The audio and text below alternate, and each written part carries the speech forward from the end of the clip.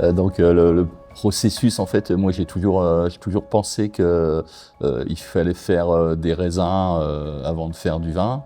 Donc il fallait apporter une grande importance à l'élaboration du raisin, au travail de la vigne. J'ai toujours imaginé que si on faisait des beaux raisins, on pouvait faire du vin.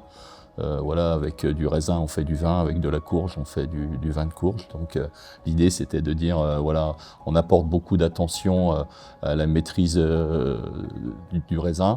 Et puis après, la vinification fera son chemin pour transformer le potentiel à la fois du raisin, du terroir, de l'environnement.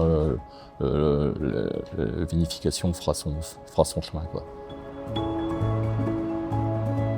L'idée, si on veut transmettre aussi à nos enfants, à nos arrière-petits-enfants, un patrimoine vivant, un patrimoine qui a respecté le matériel végétal historique, le sol, le sous-sol, le vivant, c'est important de transmettre dans les années futures quelque chose qui soit encore avec l'esprit que moi je l'ai reçu de mes parents.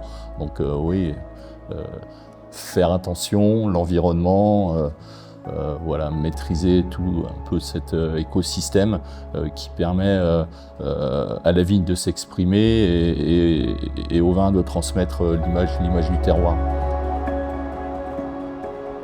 Même si dans l'élaboration de nos vins, on passe par la phase vin tranquille, pour après apporter la bulle, mais la bulle a cet avantage ou cet inconvénient d'être aussi un exhausteur d'arômes, donc d'amplifier à la fois les qualités mais aussi les défauts.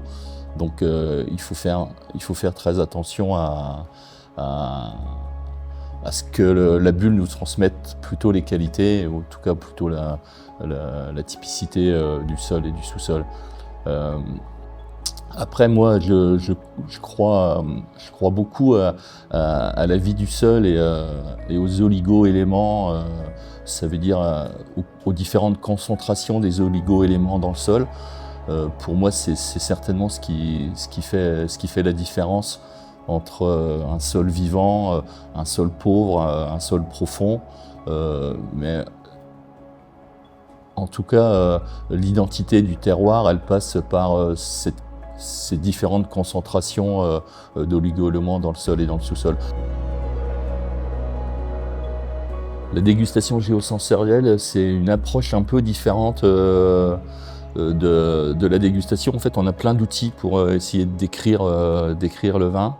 Alors c'est vrai que les gourmets, un certain temps, prenaient plutôt ils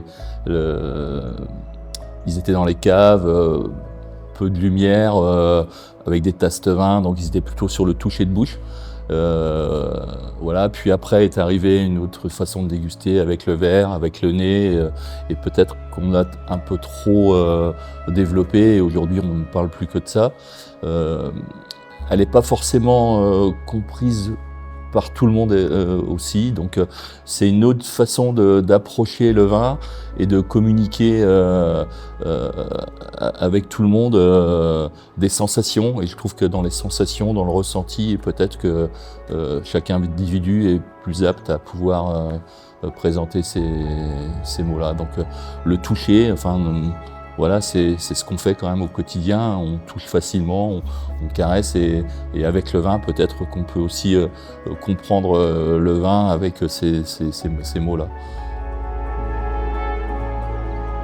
On se construit forcément avec ses parents, avec ses grands-parents, dans sa famille, avec son éducation, et puis après on se construit avec ses études, ses rencontres.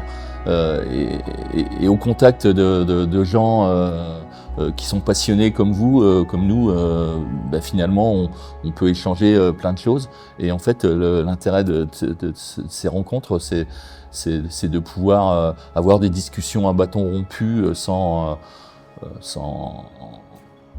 avec de la sincérité, pour se dire les choses qu'on pense quand on est d'accord ou quand on n'est pas d'accord, ou quand on n'aime pas. Et en fait, ces moments d'échange permettent à chacun de grandir et à chacun d'apprécier et de comprendre aussi pourquoi dans une région on fait ça, pourquoi dans l'autre on ne le fait pas. Et voilà. J'arrive souvent avec plein de certitudes quand on est entre vignerons qui discutent, plein de certitudes, et je repars avec plein d'incertitudes. Donc ça veut dire qu'on est toujours en train de se poser des vraies questions, quoi.